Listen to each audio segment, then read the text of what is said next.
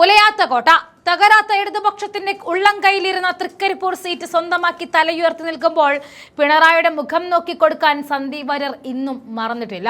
KPCC ആസ്ഥാനത്ത് തിരക്ക് പിടിച്ച മുഖ്യമന്ത്രി ചർച്ച നടക്കുമ്പോഴും അത് കണ്ട് കയ്യും കെട്ടി കണ്ണും നട്ടിരിക്കുന്ന പിണറായിയോട് സന്ദീപ് ചോദിച്ചത് എവിടെ നിങ്ങളുടെ പ്രതിപക്ഷ നേതാവ് എന്നാണ്.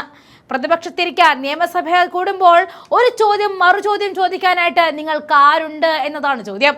മുഖ്യമന്ത്രിക്കായുള്ള രഹസ്യ പട്ടികയിൽ സന്ദീപ് വാര്യർ KC വേണുഗോപാലിനെ പിന്തുണച്ചുമായി ബന്ധപ്പെട്ട വാർത്ത പ്രചരിച്ച സാഹചര്യത്തിൽ മാധ്യമങ്ങൾക്ക് മുന്നിൽ സംസാരിക്കുകയായിരുന്നു അദ്ദേഹം. കൂടാതെ മുഗൾ വാസ്കിന്റെ കയ്യിലുള്ള പട്ടികയുടെ ചിത്രം പുറത്തു വന്നത് കണ്ടിട്ടില്ല എന്നും പ്രതികരിക്കുകയായിരുന്നു അദ്ദേഹം. അപ്പോഴാണ് പിണറായിക്കെതിരെ ആഞ്ഞടിച്ചത്. കോൺഗ്രസ് ജനാധിപത്യ പാർട്ടിയാണെന്ന് കൂടി പറഞ്ഞ അദ്ദേഹം MLA-മാരുടെ അഭിപ്രായം ചോദിച്ചുകൊണ്ട് തീരുമാനമെടുക്കുന്ന ജനാധിപത്യ പാർട്ടിയായിട്ട് ഇന്നും കോൺഗ്രസ് തലയുയർത്തി നിൽക്കുന്നു എന്നുകൂടി പറഞ്ഞു. മുഗൾ വാസ്കിനിക്കിന്റെ കയ്യിലുള്ള പട്ടികയിൽ KC വേണുഗോപാലിനാണ് സന്ദീപ് വാര്യരുടെ പിന്തുണ എന്ന് പറഞ്ഞായിരുന്നു ഇപ്പോൾ പ്രചാരണം നടക്കുന്നത്. ഇതിനോടായിരുന്നു സന്ദീപ് വാര്യരുടെ പ്രതികരണം. മുസ്ലിം ലീഗിനോടും പാണക്കാട് കുടുംബത്തോടും തീർത്താൽ തീരാത്ത കടപ്പാടുണ്ടെന്ന് കൂടി അദ്ദേഹം പ്രതികരണത്തിൽ കൂട്ടിച്ചേർത്തു. മാത്യു കുഴൽനാടനിൽ ലീഗിനെതിരായ പ്രസ്താവന കണ്ടിട്ടില്ല എന്നുകൂടി പറഞ്ഞുകൊണ്ട് ഈ ദിവസം വരെ നടന്ന എല്ലാ വിവാദങ്ങളും കൊട്ടിയടയ്ക്കുകയാണ് അദ്ദേഹം. അറ്റവും മൂലയും മുറിച്ചെടുത്ത് മാധ്യമങ്ങൾ വാർത്ത നൽകാറുണ്ട്. അതുകണ്ട് ചിലർക്ക് വിഷമം തോന്നിയിട്ട് ഉണ്ടാകും. മുഖ്യമന്ത്രിക്കായി ഫ്ലക്സ് ഉയർത്തുന്നതും പ്രകടനം നടത്തുന്നതും ജനാധിപത്യത്തിന്റെ ഭാഗമാണ്. പരിധി കടക്കരുതെന്നും വാരണാസിയിൽ മോദി വിയർത്ത് ജയിച്ചതുപോലെയാണ് ധർമ്മടത്ത് പിണറായിയും ജയിച്ചതെന്ന് കൂടി സന്ദീപ് വാര്യർ ആഞ്ഞടിച്ചു. ദൃശ്യങ്ങൾ ചേർക്കുന്നു, കാണാം. പാർട്ട് ഓഫ് ഡെമോക്രസി, അതൊക്കെ പാർട്ട് ഓഫ് ദ ഗെയിം, അതെല്ലാം നടക്കും. അതൊക്കെ അങ്ങനെ നടക്കട്ടെ. ഞാൻ ചോദിക്കട്ടെ, ഒരിക്കലുമില്ല. ഞാൻ ചോദിക്കട്ടെ, ഇതൊന്നുമില്ലാതെ പിന്നെ ഈ MLA-മാരുടെ ഒന്നും അഭിപ്രായം ചോദിക്കാതെ ഉള്ളൊരു തീരുമാനം ആണ് വരുന്നതെങ്കിൽ അതല്ലേ സത്യത്തിൽ തെറ്റായിട്ടുള്ള കാര്യം. ഇത് എല്ലാവരും അഭിപ്രായം കേൾക്കുക എന്നുള്ളത് ഒരു വേണമെങ്കിൽ പാർട്ടിക്ക് ഏകപക്ഷീയമായിട്ടൊരു നിലപാട് സ്വീകരിക്കാൻ കഴിയുന്ന സാഹചര്യത്തിൽ അത് ചെയ്യാതെ എല്ലാവരും അഭിപ്രായം കേൾക്കുക എന്ന് പറഞ്ഞാൽ ജനാധിപത്യത്തിന് സൗന്ദര്യം. അതിൽ മറ്റുള്ളവർക്കും അഭിപ്രായം പറയാൻ വിവിധ സ്റ്റേക്ക് ഹോൾഡേഴ്സ് ഉണ്ടാവും. വോട്ട് ചെയ്ത ജനങ്ങളടക്കമുള്ള സ്റ്റേക്ക് ഹോൾഡേഴ്സ്, അവർക്കൊക്കെ അഭിപ്രായം പറയുന്നത് ഇന്ത്യ മഹാരാജ്യമല്ലേ, ഈ കോൺഗ്രസ് നേടിക്കൊടുത്ത ജനാധിപത്യ അവകാശങ്ങളല്ലേ ഇവിടെയുള്ളത്. ഈ നാടിന് ഇങ്ങനെ അഭിപ്രായം പറയാനും ഇങ്ങനെ പ്രകടനം നടത്താനും മുദ്രാവാക്യം വിളിക്കാനൊക്കെ സ്വാതന്ത്ര്യം നേടിക്കൊടുത്ത പാർട്ടിയുടെ പേരാണ് ഇന്ത്യൻ നാഷണൽ കോൺഗ്രസ്. ഇങ്ങനെ മയക്കുകൊണ്ടെന്ന് നിങ്ങൾക്ക് ചോദ്യം ചോദിക്കാനുള്ള അവകാശം. പ്രകടനം നടത്തുന്നതിലൊന്നും തെറ്റില്ല. എന്ത് തെറ്റ്? ഞങ്ങള് CPM-മാര് നടപടിക്കുന്നതാണ് കരുതിയത്. ഞങ്ങളുടെ തൃക്കരിപ്പൂർ മണ്ഡലത്തിൽ നീലേശ്വരം എന്ന് പറഞ്ഞ സ്ഥലത്ത് ഒരു ഓട്ടോറിക്ഷ സ്റ്റാൻഡ് ഉണ്ട്. VS സ്റ്റാൻഡ് എന്നാണ് അതിന്റെ പേര്. ഓർമ്മയുണ്ടോ?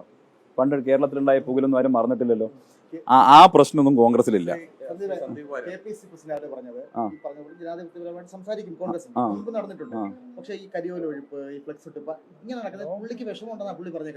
അല്ല, ഞാൻ പറഞ്ഞല്ലോ, ഈ ജനാധിപത്യത്തിന്റെ ഭാഗമായിട്ട് നടക്കുന്ന മനോഹരമായിട്ടുള്ള സംവാദങ്ങളും പ്രകടനങ്ങളും ഒക്കെ ആശാസ്യകരമാണ്. പക്ഷെ അനാരോഗ്യകരമായിട്ടുള്ള പ്രവണതകളിലേക്ക് പോകരുതെന്നായിരിക്കും അദ്ദേഹം ഉദ്ദേശിച്ചില്ല. ഞാൻ കണ്ടിട്ടില്ല അദ്ദേഹം എന്താ പറഞ്ഞത്.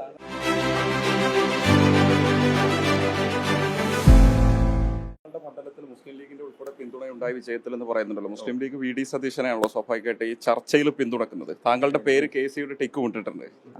അല്ല, ഞാൻ നോക്കട്ടെ, അതെനിക്കറിയില്ല. ലീഗ് എന്ത് നിലപാടെത്തുമെന്ന് സംബന്ധിച്ച് എനിക്കറിയില്ല. ഞാൻ പറയട്ടെ, ലീഗ് എന്ത് നിലപാടെത്തും എന്നുള്ളത് എനിക്കറിയില്ല. ലീഗിന്റെ അഭിപ്രായം പറയാൻ പറ്റുമല്ലോ. അതുകൊണ്ടാണല്ലോ ലീഗുമായിട്ട് ആലോചിക്കുന്നത്. സ്വാഭാവികമാണ്. അതും കോൺഗ്രസിന്റെ ഒരു ബ്യൂട്ടി അല്ലേ. അത് ഇതിന്റെ UDF-ന്റെ ഒരു സൗന്ദര്യമല്ലേ. ചോദിക്കാൻ അഭിപ്രായം പറയും, എല്ലാവരും അഭിപ്രായം കേൾക്കണം. എല്ലാവരും അഭിപ്രായം പറയണമെന്നേ അവസാനം ആത്യന്തികമായിട്ടൊരു തീരുമാനം വരും. ആ തീരുമാനം ഞങ്ങളൊക്കെ അനുസരിക്കും.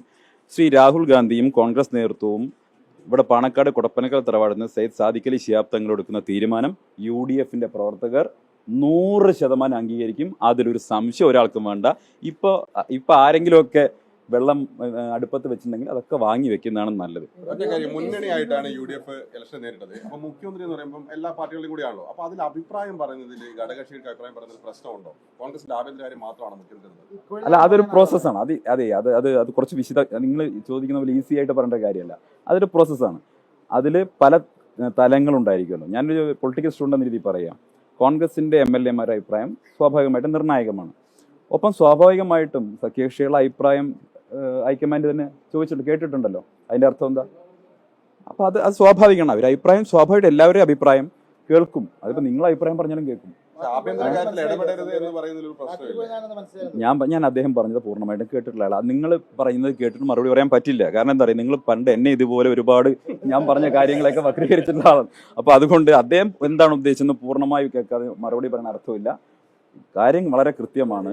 കോൺഗ്രസിന്റെ UDFന്റെ പ്രവർത്തകർ, ഞാൻ എന്താ പറയുന്നത്, UDF പ്രവർത്തകർ അത് AICC ലീഡർഷിപ്പ് ഒരു തീരുമാനമെടുത്താൽ ബഹുമാനപ്പെട്ട രാഹുൽ ഗാന്ധിയുടെ നേതൃത്വത്തിൽ ഒരു തീരുമാനം വരും. ഇവിടെ പാണക്കാട് സയ്യിദ് സാദിഖ് അലി ശിഹാബ് തങ്ങളുടെ ഒരു തീരുമാനം വരും. ആ തീരുമാനങ്ങളെ ഞങ്ങൾ അംഗീകരിക്കും. ഞങ്ങൾ പ്രവർത്തകരാണ്, ഞങ്ങൾ അച്ചടക്കമുള്ള പ്രവർത്തകരാണ്. പ്രതിപക്ഷ നേതാവിന്റെ ഒരു പ്രകടനത്തെ താങ്കൾ എങ്ങനെയാണ് റേറ്റ് ചെയ്യുന്നത്? അല്ല, കേരളത്തിൽ ഇനിയിപ്പോ പ്രതിപക്ഷ നേതാവ് ആരാ? അതാ എനിക്കറിയേണ്ടത്. പ്രതിപക്ഷ നേതാവ് ആരാ കേരളത്തിൽ? നിങ്ങൾ അതാരും ചോദിക്കുന്നില്ലല്ലോ. കേരളത്തിലൊരു മുഖ്യമന്ത്രി ഉണ്ടായിരുന്നല്ലോ, വൈകിട്ട് 5 മണി മുതൽ പത്രസമ്മേളനം നടത്തിയിരുന്നു. നിങ്ങളുടെ പ്രധാനപ്പെട്ട പ്രൈം ടൈമിൽ മുഴുവൻ പത്രസമ്മേളനം നടത്തി അല്ലേ? മഴ പെയ്ത് കഴിഞ്ഞാൽ കുട ചൂടണം, അതുപോലെ തന്നെ കറണ്ട് പോയി കഴിഞ്ഞാൽ മെഴുതിരി കൊളുത്തണം എന്നൊക്കെ ഉപദേശിച്ചിരുന്ന മുഖ്യമന്ത്രി ഉണ്ടല്ലോ. അതേ എവിടെയാ ഇപ്പൊ കാവൽ മുഖ്യമന്ത്രി?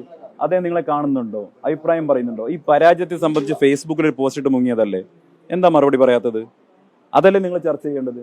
10 വർഷം ഭരിച്ച ഒരാൾ, കേരളം ഭരിച്ച ഒരാൾ, CPMന്റെ ഏറ്റവും പ്രധാനപ്പെട്ട ശക്തി കേന്ദ്രത്തിൽ എങ്ങനെയാ ജയിച്ചത്? കഷ്ടപ്പെട്ട് അല്ലേ? വാരണാസിയിൽ നരേന്ദ്രമോദി എന്താണോ അനുഭവിച്ചത് അതിന്റെ ഒരു തുടർച്ചയല്ലേ ധർമ്മടത്ത് കണ്ടത്? വാരണാസിയും ധർമ്മടവും ഒരുപോലെയാണ് അല്ലേ?